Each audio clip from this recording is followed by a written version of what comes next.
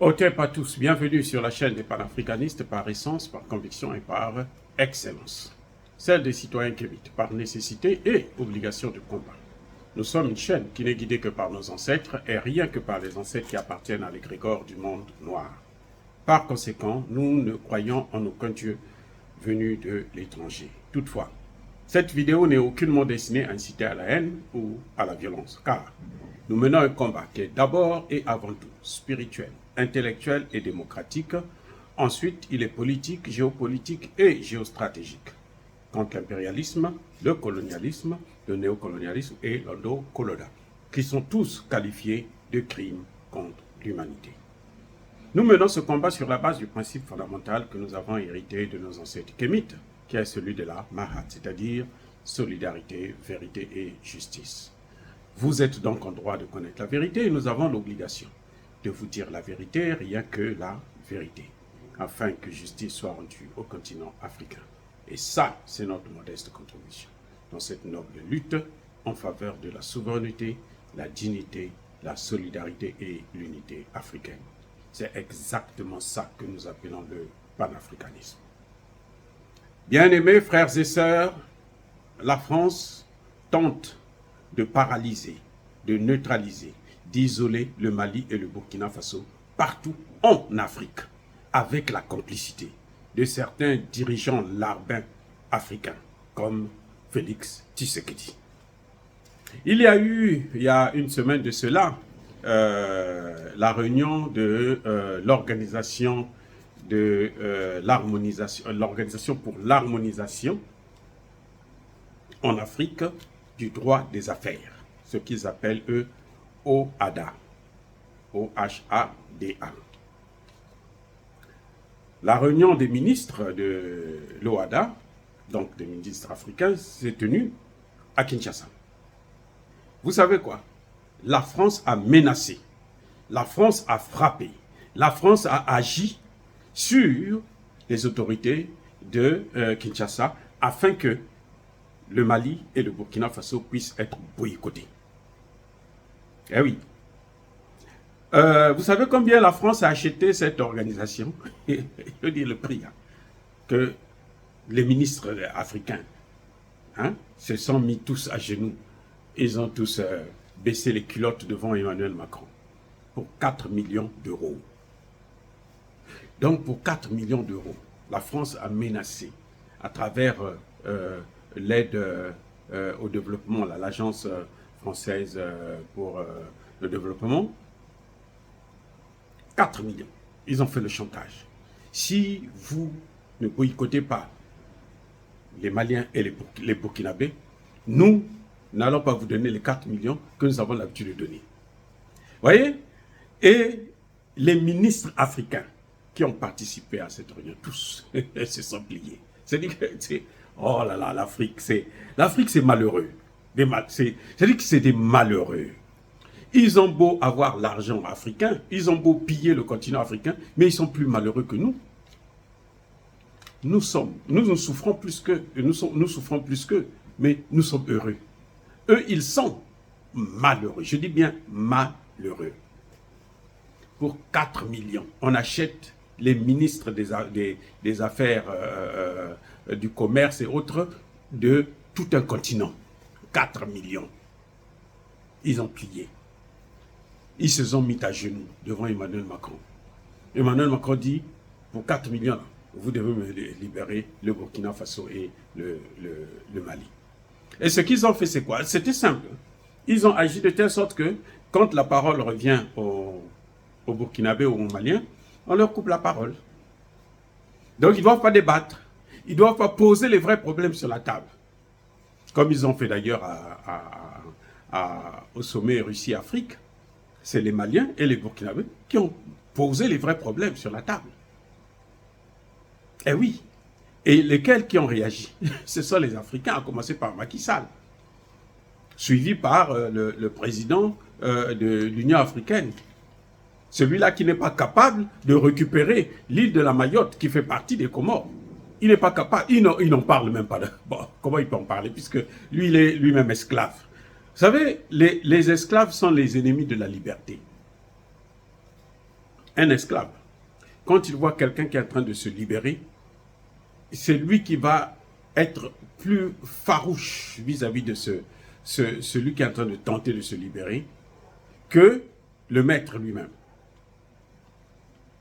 C'est ça que nous voyons en Afrique. Et c'est ça le problème de l'Afrique.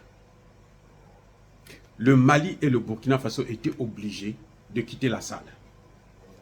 Eh oui, si on ne respecte pas le droit de parole, si on ne vous respecte pas en tant qu'État souverain, si on préfère respecter un État, un pays qui ne fait même pas partie du continent africain, un pays qui est hors de cette organisation, juste parce qu'il vous donne des petites aides. Les aides là, ce n'est pas des aides, on vous a déjà dit ça depuis longtemps.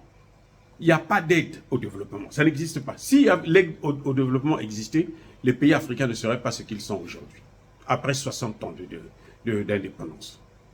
Je dis bien, si l'aide au développement était une réalité politique, économique et scientifique, aujourd'hui, les pays africains ne seraient pas dans cette situation catastrophique. Donc l'aide au développement, là, c'est faux, c'est un leurre. C'est ce qui permet aux Occidentaux de faire le chantage sur les Africains, d'imposer quoi que ce soit aux Africains. C'est tout. Ça n'a jamais été pour développer le continent africain. On ne nous a jamais développé avec l'aide au développement, on n'a pas passé de développement. Ça, c'est le premier problème. Deuxième remarque qu'il faut faire face à une telle attitude. La France fait le chantage. Elle suspend ses 4 millions. Donc, s'il n'y a pas les 4 millions de la France, une institution africaine ne peut pas fonctionner. Vous voyez, c'est-à-dire que sans la France, l'Afrique ne peut pas fonctionner. L'Afrique est paralysée. Et voilà ce qui nous amène toujours dans l'esprit de colonisation. Ce qui nous conduit toujours à être des colonies. On n'affirme pas notre autonomie. Lorsqu'un enfant quitte la maison, il ne va pas venir demander à papa et à maman de payer sa maison. Là où il est parti, là. Non. Il quitte la maison parce qu'il est autonome, parce qu'il sait qu'il a les moyens, il travaille, il peut louer sa propre maison, il peut acheter sa propre maison, il peut acheter un terrain, il peut construire sa famille, il peut avoir une femme, il peut avoir des enfants. Mais l'enfant ne peut pas revendiquer son indépendance vis-à-vis de son père et de sa mère, quitter la maison et partir et demander à papa et à maman ou à maman de payer son loyer. Ça n'a aucun sens, ce n'est plus l'indépendance. Donc, les institutions africaines ne peuvent pas continuer à dépendre de l'aide des Occidentaux. Parce que celui qui donne l'aide, celui qui vous accorde cette aide, eh ben, il a des intérêts à préserver. Donc, votre institution va servir à préserver ses intérêts. C'est pour ça que vous voyez qu'il manipule la CEDEAO, il manipule la CEMAC. Eh oui, la CEAC là, il manipule tout ça. Il manipule l'Union africaine parce qu'il donne l'argent. C'est tout. Le jour que l'Union africaine va vivre de façon autonome, avec ses ressources propres, ses ressources endogènes, le jour que les pays africains, les 54 États de l'Union africaine, vont commencer eux-mêmes à payer les salaires de leurs fonctionnaires, la France, l'Union européenne, les États-Unis ne viendront jamais et plus jamais leur imposer une position donnée. La force des États-Unis, c'est parce que les États-Unis investissaient partout. Depuis que la Chine est en train d'investir partout maintenant, on parle plus de la Chine que des États-Unis. Les États-Unis maintenant, ce qu'ils font, c'est qu'ils viennent avec les militaires pour vous tuer. Mais là encore, ils se rencontrent la Russie. Et ça devient plus compliqué. Mais la force des États-Unis, c'était parce qu'ils donnaient l'argent. Comment les États-Unis ont pu domestiquer l'Union européenne? C'est quoi? C'est avec quoi? Le plan Marshall. Après la Seconde Guerre mondiale, les Européens étaient tellement appauvris, ils ont investi beaucoup d'argent, ils les ont colonisés. Aujourd'hui, que vous voyez, même les Macron, tout ce monde-là, ils se plient devant Joe Biden. C'est ça la règle. Et les Africains devraient le comprendre.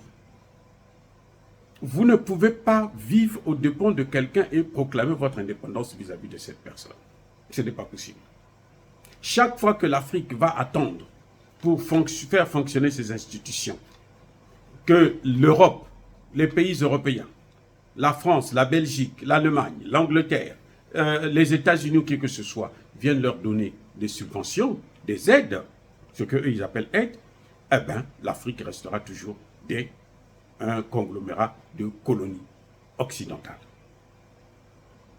Donc voilà comment la France contrôle une institution dont elle ne fait pas partie. Aujourd'hui, on le voit, le véritable président de la CEDEAO, c'est qui? C'est pas Tinubu, c'est Emmanuel Macron. C'est pas Tinubu, c'est Emmanuel Macron. Le véritable président de la CEDEAO. Parce que c'est lui qui finance et c'est lui qui donne des ordres. C'est l'Union européenne qui finance, c'est l'Union européenne qui donne des ordres. C'est l'OTAN qui finance, c'est l'OTAN qui donne des ordres.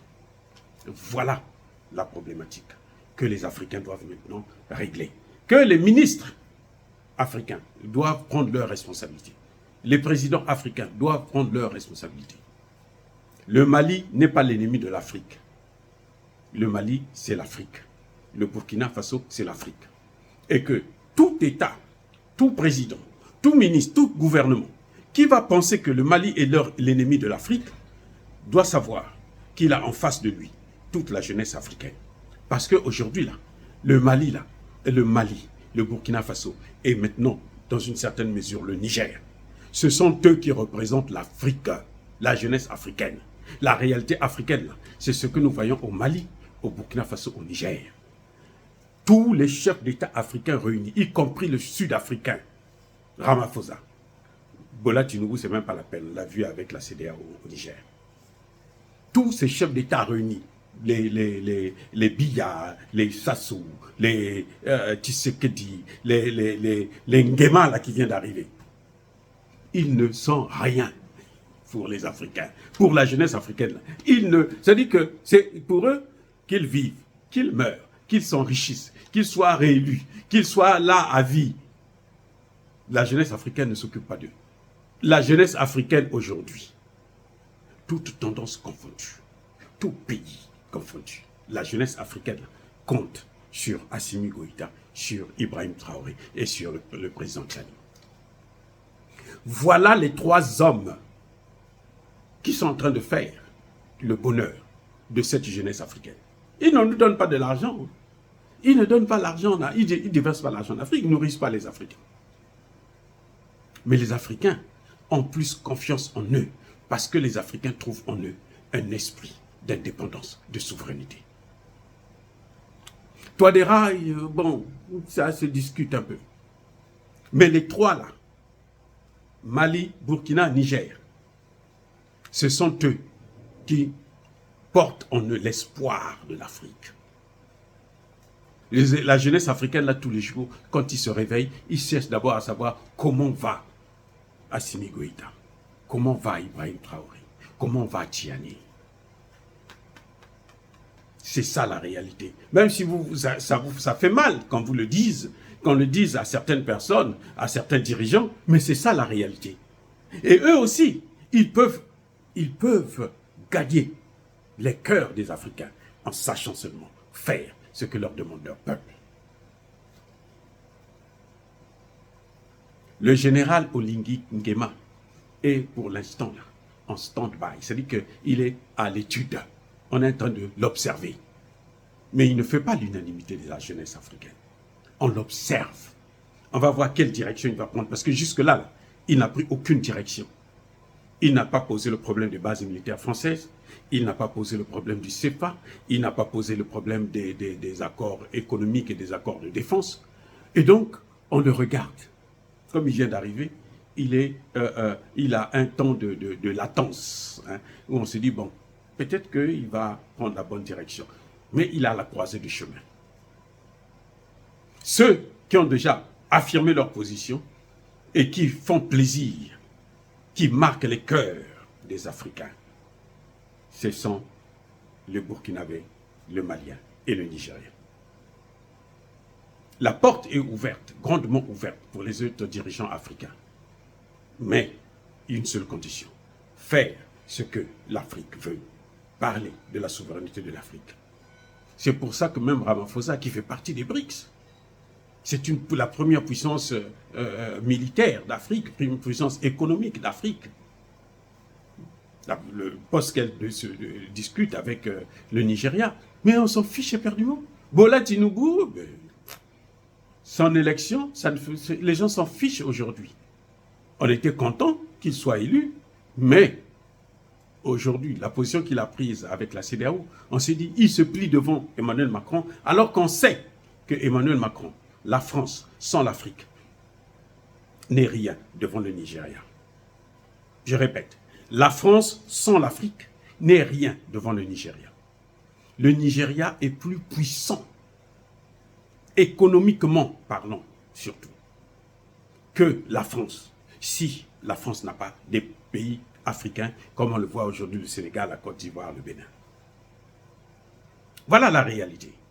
Donc bref, bien-aimés frères et sœurs, je crois que Tshisekedi devrait réviser sa copie. Qu'il arrête de jouer avec l'Afrique et les Africains.